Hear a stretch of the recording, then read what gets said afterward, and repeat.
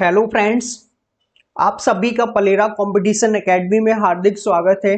आज हम लोग मध्य प्रदेश पटवारी परीक्षा के लिए मुगल काल के टॉप 50 क्वेश्चन डिस्कस करेंगे जो प्रत्येक परीक्षा में पूछे जाते हैं। मध्य प्रदेश पटवारी परीक्षा में भी पूछे जाने की प्रबल संभावना है। देखिएगा, जो हम क्वेश्चन है हमारा सबसे पहला, हम डायरेक्टली क्वेश्चन पर बात करेंगे।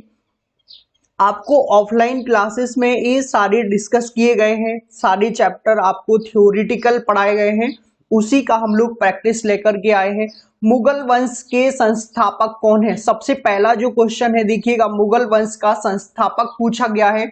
तो हमारे देश में मुगल वंश के जो संस्थापक हैं, सबसे पहले संस्थापक कब हुए? 1526 में पानीपत का युद्ध जीतने के बाद, लोधी वंश को हराने के बाद बाबर ने हमारे यहाँ पर मुगलों की नींव डाली।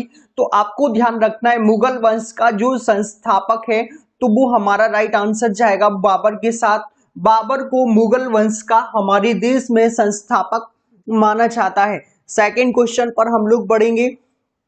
बाबर का जन्म कब हुआ था? देखिएगा, बाबर से ही क्वेश्चन लिया गया है। हमने आपको बताया था बाबर फरगना में इनका आनंदी चांद नामक एक स्थान है। फरगना के शासक इनके पापा हुआ करते थे, उमर शेख मिर्जा साहब। वहीं पर इनका जन्म हुआ और जस्ट 11 साल बाद पापा की डेथ हो जाने के कारण फिर इसके बाद गद्दी पर बाबर स्वयं बैठे। तो आपको ये ध्यान रखना है कि 14 फरवरी 1483 को बाबर का जन्म फरगना में नामक स्थान पर हुआ था, जो आज उज्बेकिस्तान नामक देश में है। तो ध्यान दीजिएगा, इनका जन्म कब हुआ? 1483। ए एज करेक्ट आंसर होगा हमारा। बाबर के पिता का नाम क्या था? देखिएगा, सेकंड क्वेश्चन पूछा गया है, बाबर के जो पिताजी हैं, पिताजी का नाम। तो आपको डायरेक्ट टिक करना है, उमर शेख मिर्जा के साथ जाएगा। उमर शेख मिर्जा, ध्यान दीजिएगा, तैमूर वंश के शासक थे, 5वें शासक उमर शेख मिर्जा। और इनकी जो बाबर की माँ जी हैं वो मंगोलिया वंश से रिलेटेड है। तो आपको ये ध्यान रखना है कि बाबर जो है वो मंगोलिया और तैमूर वंश से मिल करके जन्म लिए थे। इनके पापा तैमूर वंशज और मम्मी मंगोलिया वंशज थी। सेकंड क्वेश्चन पर हम लोग पढ़ेंगे। बाबर के पिता उमर शेख मिर्जा कौन से शासक थे? मतलब कहाँ के शासक थे आपको बताना है। तो जो उमर शेख मिर्जा साहब हैं, ये कहाँ के शासक थे? फरगना, इसका बी आंसर करेक्ट होगा। फरगना के शासक थे, जो उज्बेकिस्तान नामक देश में पड़ता है। तो ध्यान दीजिएगा, बाबर उमर शेख मिर्जा, बाबर के पापा जी उमर शेख मिर्जा एक छोटी सी रियासत के शासक हुआ करते थे। बी एच करेक्ट आंसर जाएगा। देखिएगा, बाबर फरगना की गद्दी पर कब बैठा? आपको ये पूछा गया है कि बाबर के जो पिता थे उमर शेख मिर्जा, उनकी जो डेथ है वो 11 साल बाद हो गई थी बाबर के जन्म लेने के बाद।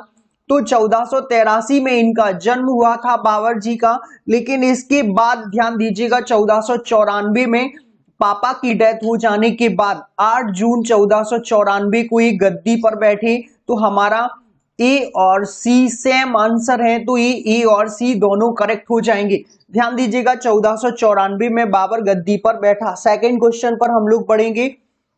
बाबर ने बादशाह की उपाधि कब धारण की? देखिएगा, सबसे पहले तो मुगल बादशाहों में सबसे पहली जो उपाधि है बादशाह की, सबसे पहले बाबर ने धारण की। इसके पहले अभी तक कोई धारण नहीं किया था। तो कब की? 1507 में की। आपको ध्यान रखना है, वी एच करेक्ट आंसर होगा हमारा। बाबर ने बादशाह की उपाधि 1507 में धारण की थी। सेकंड क्वेश्चन पर, बाबर के कितने पुत्र थे? देखिएगा, बाबर के जो पुत्र हैं, पुत्रों की बात करें तो सबसे बड़ा हुमायूं था बाबर का, फिर कामरान, अस्करी और हिंदाल। तो 4 पुत्र थे। आपको ऑफलाइन क्लासेस में भरपूर समझाया गया है।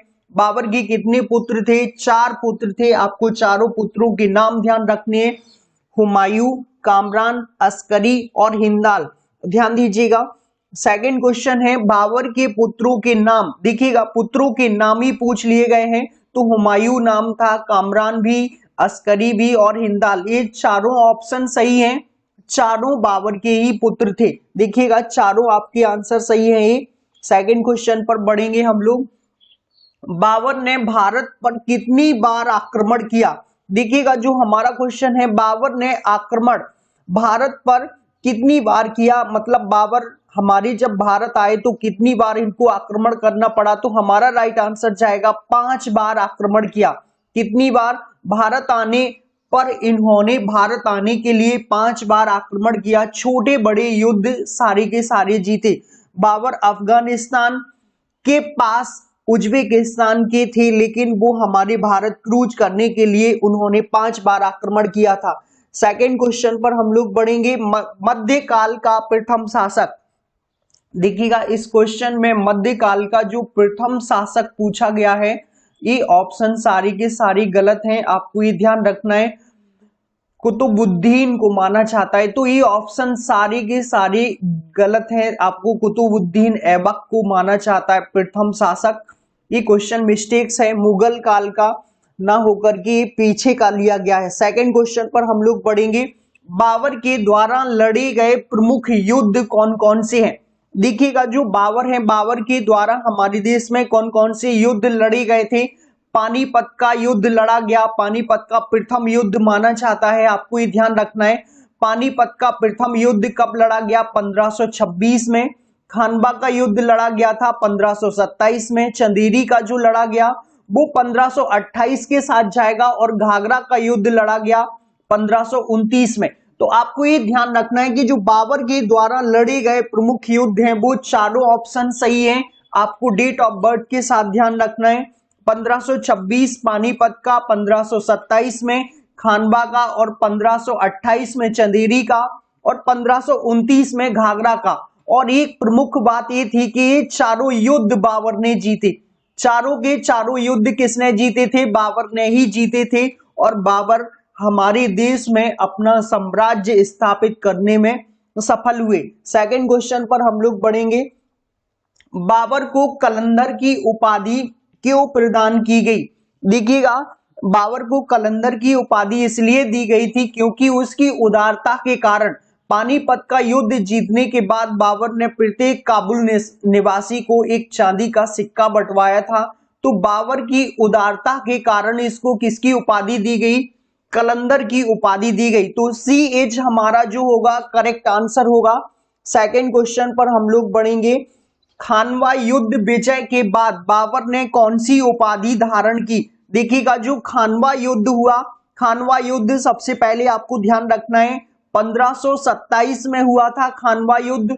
और खानवा युद्ध में हुआ क्या? राणा सांगा और बाबर के साथ हुआ। किस किस के साथ? राणा सांगा और बाबर के साथ हुआ। किसी कारणवश राणा सांगा इस युद्ध में घायल हो जाने के कारण बाबर इस युद्ध को जीत लिया था। तो आपको ध्यान रखना है बाबर ने कौन सी उपाधि धारण की? गाजी की उपाधि धारण की। कौन सी उपाधि? गाजी की उपाधि। तो वी आंसर होगा जो हमारा करेक्ट आंसर होगा। अगला क्वेश्चन है, राणा सांगा की मृत्यु कब और क्यों हुई। देखिएगा जो राणा सांगा है उनकी मृत्यु कब और कैसे हुई, तो आपको ध्यान रखना है 30 जनवरी 1528 को हुई थी। तो हमारा जो आंसर होगा इसका डी आंसर सही होगा। 30 जनवरी 1528 को युद्ध में हार जाने की वजह से एक घायल हो गए थे और वापस मेवाड़ जा रहे थे, जिस कारण बस रास्ते में ही इनकी डेथ हो जाती है। तो हमारा जो राइट आंसर जाएगा वो डी के साथ। आपको डेट ऑफ बर्थ ध्यान रखना है, 30 जनवरी 1528 को राणा सांगा की मृत्यु हो गई थी। ध्यान दीजिएगा। सेकंड क्वेश्चन पर हम लोग बढ़ेंगे, बाबर की मृत्यु कब और कहां हुई। देखिएगा जो बाबर है, बाबर की मृत्यु के बारे में क्या कहा जाता है? बाबर की मृत्यु हुई 30 में हुई थी इनकी मृत्यु। तो आपको ये ध्यान रखना है कि कहां हुई? आगरा में हुई थी। बाबर की जो मृत्यु है वो कहां पर हुई? आगरा में। और 26 दिसंबर 1530 को, कब हुई थी? 26 दिसंबर 1530 को आगरा में हुई। सबसे पहले इनको आगरा के सासाराम में ही दफनाया गया था, बाद में इनको काबुल ले जाया गया। तो आपको ध्यान रखना है हमारे देश में 4 बड़े बड़े युद्ध जीतने के बाद 1530 में इनकी मृत्यु हो गई। सेकंड क्वेश्चन पर हम लोग बढ़ेंगे, प्रारंभ में बाबर के शव को कहां दफनाया गया। देखिएगा जो स्टार्टिंग में था वो उनके शव को कहां दफनाया गया, तो आपको ये ध्यान रखना है आगरा के आराम बाग में दफनाया गया था? कहां दफनाया गया था? आगरा के आराम बाग में। आपको ये ध्यान रखना, प्रारंभ में यहां, बाद में इनको काबुल ले जाया गया था, तो आपको ये भी ध्यान रखना है। सेकंड क्वेश्चन पर बढ़ेंगे हम लोग। बाबर अपने शव को दफनाने के लिए किस स्थान का चुनाव किया था? तो इसका जो राइट आंसर होगा वो डी के साथ जाएगा। जो बाबर थे उन्होंने अपना दफनाने का जो प्रयास पहले ही किया था कि हमें यहां दफनाया जाए, तो इनकी बीबी यूसुफ द्वारा कहां ले जाया गया? काबुल ले जाया गया। आपको ध्यान रखना है, यूसुफ जाई द्वारा काबुल ले जाया गया था। तो बाद में पहले कहां? आगरा में, और बाद में इसको काबुल ले जाया गया। सेकंड क्वेश्चन पर हम लोग बढ़ेंगे। बाबर की आत्मकथा किस पुस्तक में दर्शाया गया है? जो बाबर की आत्मकथा है वो किस में दर्शाई गई है? तो आपका जो हुमायूं नामा होगा, ये हुमायूं से रिलेटेड है, ये जहांगीर से रिलेटेड है, ये शाहजहां से रिलेटेड है। लेकिन तुजुक ए बाबरी तुर्की लैंग्वेज में लिखा था, और खुद बाबर ही लिखे थे। तुर्की लैंग्वेज के सबसे बड़े विद्वान बाबर ही थे। इन्होंने अपना जो आत्मकथा है तुजुक ए बाबरी खुद ने ही लिखा था, आपको ये ध्यान रखना है। और किस लैंग्वेज में? तो तुर्की लैंग्वेज में। तो हमारा जो करेक्ट आंसर होगा वो सी के साथ जाएगा। सेकंड क्वेश्चन पर हम लोग आएंगे। अब्दुल रहीम खान खाना ने बाबरनामा को किस भाषा में अनुवाद किया था? जो अब्दुल रहीम है, इनके पापा जी का नाम पूछ लिया जाता है कभी कभी, तो बैरम खां इनके पापा जी का नाम था। बैरम खां की जब डेथ हुई, जब ये 5 साल के थे, और अब्दुल रहीम खान खाना अकबर के 9 रत्नों में से प्रसिद्ध, ध्यान रखिएगा, प्रसिद्ध थे। अब अब्दुल रहीम खान खाना बहुत ही विद्वान थे, इनको फारसी लैंग्वेज का बहुत अधिक ज्ञान था। तो इसका जो राइट आंसर जाएगा वो सी के साथ जाएगा। आपको ध्यान रखना है, अब्दुल रहीम खान खाना ने बाबरनामा को किस भाषा में अनुवाद किया? तो वो फारसी के साथ जाएगा। सेकंड क्वेश्चन पर हम लोग बढ़ेंगे। चार बाग बनाने की परंपरा की शुरुआत किसके समय से हुई? देखिएगा, जो चार बाग बनाने की परंपरा है वो बाबर के समय से ही हो गई थी। तो आपको करेक्ट आंसर जो होगा वो बाबर के साथ जाएगा। चार बाग बनाने की परंपरा किसके साथ हुई? बाबर के साथ शुरू हो गई। सेकंड क्वेश्चन है, बाबर ने मुगल वंश की स्थापना कब की? देखिएगा, जो मुगल वंश की स्थापना है सबसे पहले बाबर ने हमारे यहाँ पानीपत का प्रथम युद्ध जीतने के बाद देश में की थी। पानीपत का युद्ध कब हुआ था? 1526 में हुआ था। तो ए एच करेक्ट आंसर होगा। किसके साथ? इब्राहिम लोदी और बाबर के साथ हुआ था, और इब्राहिम लोदी की इसमें बुरी तरीके से हार हुई। बाबर इस युद्ध में विजयी हुए, और इस बार से उन्होंने मुगल वंश का स्थापना हमारे भारत में किया था। सेकंड क्वेश्चन हमारा, पानीपत की दूसरी लड़ाई किस किस के बीच हुई? तो देखिएगा, पानीपत के 3 लड़ाइयां हुई हैं। सबसे पहला जो युद्ध हुआ था पानीपत का प्रथम युद्ध, वो हुआ 1526 में। पानीपत का दूसरा युद्ध 1556 में, और पानीपत का तीसरा युद्ध 1761 में। तो आपको ये तीनों लड़ाइयां पानीपत की ध्यान रखना है। और पानीपत का दूसरा युद्ध किस किस के बीच हुआ? तो हमारे पास जो सही ऑप्शन होगा वो अकबर और हैमू के साथ हुआ।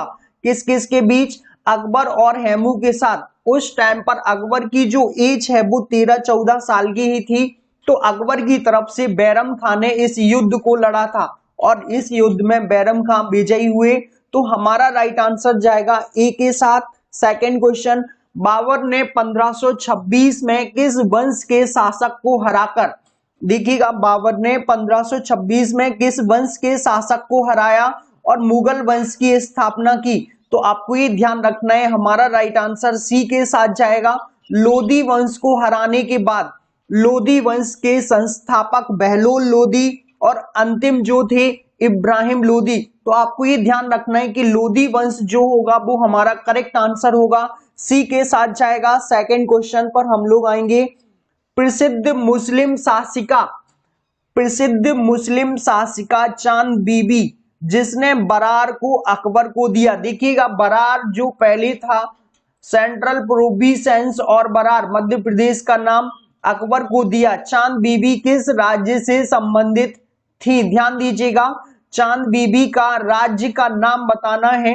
मुस्लिम शासका थी, उन्होंने अपना साम्राज्य अकबर को दिया, लेकिन उनका संबंध किस राज्य से था ये बताना है आपको। तो हमारा जो राइट आंसर जाएगा वो बी के साथ जाएगा, अहमदनगर। चांद बीबी किस क्षेत्र से थी, तो अहमदनगर हमारा करेक्ट आंसर होगा। सेकंड क्वेश्चन है, यहां पर लिखना था तुगलमा नीति। कौन सी नीति? तुगलमा नीति का सर्वप्रथम प्रयोग बाबर ने किस युद्ध में किया? ये ध्यान रखिएगा, तुगलमा युद्ध नीति एक प्रकार का चक्रव्यूह टाइप का होता था। तो तुगलमा युद्ध नीति और तोप का प्रयोग बाबर किया करते थे, जिस कारण से इनको सफलता पर सफलता मिलती गई। बाबर के जीतने का मेन कारण तुगलमा युद्ध नीति और तोप खाने का प्रयोग करना ही था। तो सर्वप्रथम बाबर ने किस युद्ध में किया तुगलमा युद्ध नीति का? तो आपका जो करेक्ट आंसर होगा पानीपत का प्रथम युद्ध। पानीपत का प्रथम युद्ध 1526 में इब्राहिम लोदी के साथ लड़े थे। सेकंड क्वेश्चन पर हम लोग बढ़ेंगे, कौन सा शासक ने भारत में जीडी रोड बनवाया? Grand trunk road. ध्यान दीजिएगा, ये क्वेश्चन कई बार पूछा गया है, मध्य प्रदेश पटवारी में पूछे जाने की प्रबल संभावना है। तो आप इस शासक का नाम ध्यान दीजिएगा, कौन से शासक थे जिन्होंने ग्रांड ट्रंक रोड बनवाया? तो हमारा जो करेक्ट आंसर जाएगा वो शेरशाह सूरी के साथ जाएगा। शेरशाह सूरी ने 1539 में हुमायूं को हराकर चौसा का युद्ध जीता। बिलग्राम का युद्ध 1540 में जीता, उसमें भी हुमायूं को हराया और हुमायूं 15 साल तक निर्वासित बिना दिल्ली की गद्दी छोड़े इधर उधर घूमते रहे। तो 15 साल बाद इनके वंश का समाप्ति हुई शेरशाह सूरी के। आपको ध्यान रखना है, ये मुगल काल में बीच में 15 साल का जो ड्यूरेशन है वो सूरी साहब का है। तो आपको ये ध्यान रखना है कि जीडी रोड और सबसे पहले सिक्के किसने चलवाए? सूरी ने ही चलवाए थे और जीडी रोड भी बनवाया। सेकंड क्वेश्चन, पानीपत की दूसरी लड़ाई कब हुई?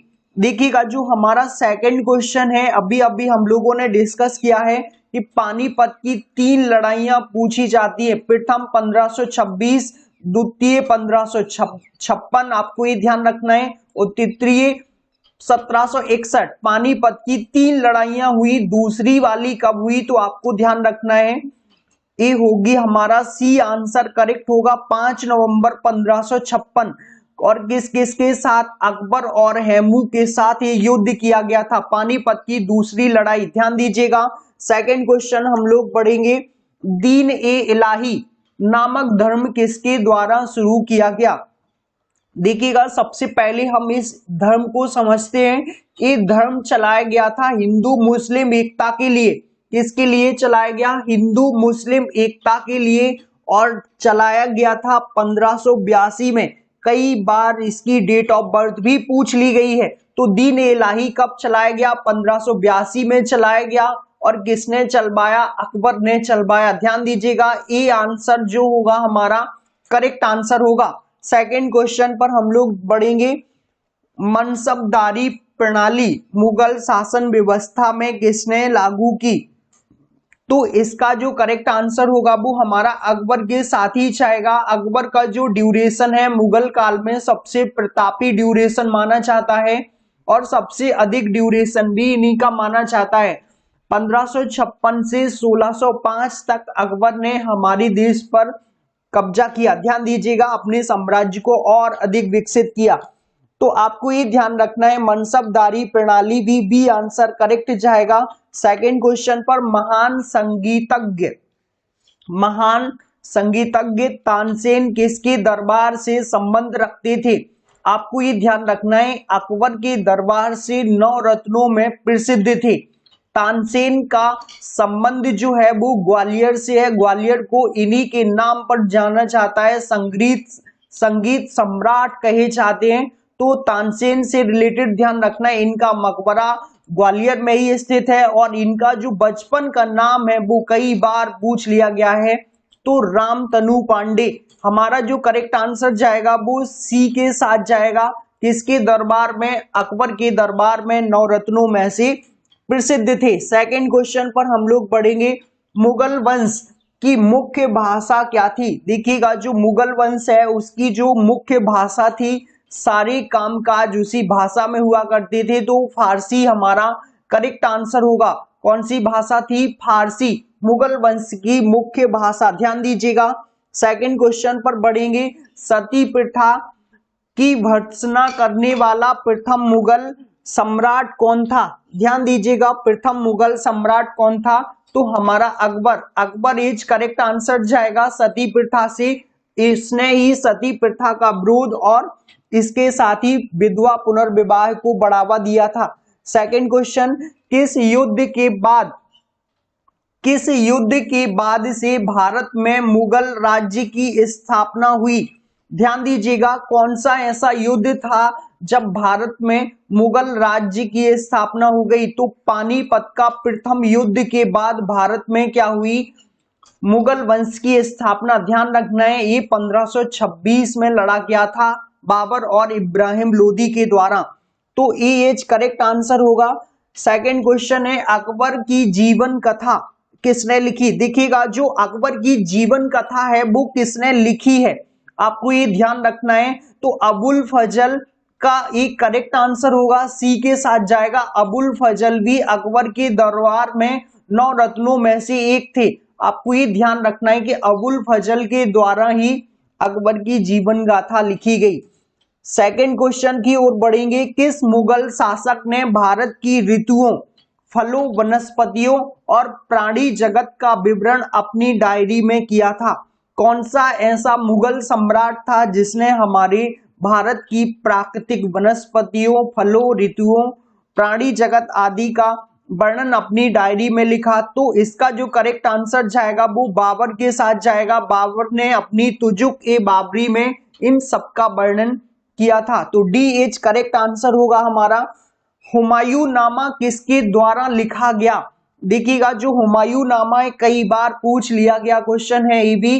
तो गुलबदन बेगम, ध्यान दीजिएगा हुमायूं की ही सिस्टर थी गुलबदन बेगम। तो आपको ध्यान रखना है इन्हीं के द्वारा हुमायूं नामा लिखा गया था। सेकंड क्वेश्चन है हमारा, अकबर के शासन काल में महाभारत को फारसी भाषा में अनुवाद किया गया था, उस अनुवादित महाभारत का नाम क्या है? सीधे सीधे हम लोग समझ सकते हैं कि महाभारत को अकबर के ड्यूरेशन में किस नाम से जाना जाता था? तो हमारा जो करेक्ट आंसर होगा राज्यनामा। किसके नाम से जाना जाता था? ए एच करेक्ट आंसर होगा, राज्यनामा के नाम से महाभारत को मुगल काल में जाना जाता था। सेकंड क्वेश्चन पर हम लोग बढ़ेंगे। कौन से मुगल सम्राट ने सैयद भाइयों को गिराया था? ध्यान दीजिएगा, इसका जो करेक्ट आंसर होगा वो मोहम्मद शाह के साथ जाएगा। मोहम्मद शाह ऐसे शासक थे जिन्होंने सैयद भाइयों को क्या किया था? गिराया था। सेकंड क्वेश्चन पर हम लोग बढ़ेंगे। मुगल वंश का अंतिम शासक कौन था? देखिएगा जो मुगल वंश का अंतिम शासक माना जाता है तो बहादुर शाह द्वितीय को माना जाता है। इन्हीं का पूरा नाम बहादुर शाह जफर भी है। ध्यान दीजिएगा, बहादुर शाह जफर को मुगल बादशाह, मुगल वंश का अंतिम शासक माना जाता है और इनको अंग्रेज 1857 में रंगून ले गए पकड़कर, वहीं पर म्यांमार में इनको फांसी दी गई थी। किनके द्वारा? अंग्रेजों के द्वारा। तो आपको ध्यान रखना है मुगल वंश का अंतिम शासक बहादुर शाह जफर। तो दूसरा पॉइंट हम लोग देखेंगे, अकबर के शासन में भू राजस्व सुधारों के लिए कौन उत्तरदायी था? देखिएगा जो भू राजस्व मिनिस्टर हैं अकबर के ड्यूरेशन में वो कौन थे? तो टोडरमल के साथ हमारा करेक्ट आंसर जाएगा, C H correct answer. Akbar के ड्यूरेशन में जो टोडरमल है वही सारी व्यवस्थाएं भू राजस्व से रिलेटेड देखते थे। सेकंड क्वेश्चन पर हम लोग बढ़ेंगे। अकबर के दरबार बनाए गए उपासना भवन का क्या नाम था? देखिएगा जो उपासना भवन है वो अकबर ने बनवाया, उसको हम किस नाम से जानते थे? बुलंद दरवाजा भी अकबर ने बनवाया, दीवाने आम और दीवाने खास भी अकबर ने बनवाया, इबादत खाना भी अकबर ने बनवाया। दीवाने आम में क्या होता था? सभी लोगों को मिलने के लिए दिया जाता था। दीवाने खास में अकबर के कैबिनेट की बैठक होती थी। इसमें सिर्फ और सिर्फ उनके नवरत्नों और मंत्री मिनिस्टरों की बैठक की जाती थी। तो जो उपासना के लिए वो BH करेक्ट आंसर होगा। इबादत खाना अकबर ने बनवाया था, तो ध्यान दीजिएगा बी के साथ जाएगा हमारा राइट आंसर। सुप्रसिद्ध संगीतज्ञ बैजू बावरा किसके शासनकाल में सुविख्यात थे? अकबर का जन्म उसी टाइम और इनका भी जन्म उसी टाइम हुआ था और इन्हीं के शासनकाल में ये सुविख्यात थे। ध्यान दीजिएगा, इनको तानसेन के समकक्ष माना जाता है। जो सुप्रसिद्ध बैजू बावरा साहब है, इनको तानसेन के समकक्ष माना जाता है। तो ये इज करेक्ट आंसर होगा हमारा। रामचरितमानस के लेखक तुलसीदास के शासनकाल से संबंध रखते थे। ये क्वेश्चन कई बार पूछ लिया गया है। तुलसीदास जी का संबंध किसके शासनकाल से था? जिन्होंने अवधि रामचरितमानस का चित्रण किया है पूरा का पूरा। आपको ये ध्यान रखना है, तुलसीदास जी का जन्म यूपी में बांदा के आसपास हुआ था। तो आपको ये ध्यान रखना है किसके समकक्ष थे? अकबर के समकक्ष। तुलसीदास जी को किसके समकक्ष माना जाता है? VH करेक्ट आंसर होगा हमारा। सेकंड क्वेश्चन पर हम लोग बढ़ेंगे। बाबर मूल रूप से कहाँ का शासक था? देखिएगा, जो बाबर है, बाबर मूल रूप से कहाँ के थे? तो आपका जो करेक्ट आंसर होगा वो सी के साथ जाएगा। फरगाना लिखा हुआ है, फरगना के शासक थे। ये उज्बेकिस्तान में पड़ता है। आगे बढ़ेंगे हम लोग। 1526 ईस्वी में बाबर ने किस वंश के शासकों को परास्त कर मुगल साम्राज्य की नींव डाली थी? देखिएगा, अभी अभी डिस्कस किया था हमने। तो लोदी वंश के शासक को क्या किया था? संग्राम में हराया था। ध्यान दीजिएगा, इब्राहिम लोदी को हराने के बाद मुगल वंश की नींव 1526 में हमारे यहाँ पर डली। ध्यान दीजिएगा, B answer is correct answer होगा। पटना को प्रांतीय राजधानी किसने बनवाया था? देखिएगा, जो पटना को प्रांतीय राजधानी है वो किसने बनवाया? तो इसका जो करेक्ट आंसर जाएगा वो बी के साथ जाएगा। शेर शाह ने प्रांतीय राजधानी पटना को बनवाया था। तो VH करेक्ट आंसर होगा। सेकंड क्वेश्चन पर हम लोग बढ़ेंगे। अकबर का जन्म अमरकोट के राणा बीर साल के महल में कब हुआ? अकबर का जन्म पूछ लिया गया है। तो आपको ध्यान रखना है कि 1542 में हमीदा बानो के गर्भ से 15 अक्टूबर को हुआ था। तो AH करेक्ट आंसर होगा हमारा। अकबर का जन्म 1542 में, 15 अक्टूबर 1542। अकबर की माता का नाम, तो आपको ये ध्यान रखना है, हमीदा बानो बेगम। अकबर की माता का नाम अगर पूछा जाए तो हमीदा बानो बेगम के साथ जाएगा हमारा। CH करेक्ट आंसर होगा। किस मुगल बादशाह को उसकी प्रजा शाही बेस में एक परवेश या फकीर कहती थी? तो आपको ये ध्यान रखना है, कौन सा ऐसा मुगल बादशाह था जिसको उसकी प्रजा दरवेश या फकीर के नाम से जानती थी? तो आपका जो करेक्ट आंसर होगा वो इसका औरंगजेब के साथ जाएगा। DH करेक्ट आंसर होगा हमारा। ये इस सीरीज का अंतिम क्वेश्चन था। आपको क्वेश्चन कैसे लगे आप कमेंट में जरूर बताइएगा। आगे हम लोग अगले क्वेश्चन के साथ मिलेंगे अगले वीडियो में।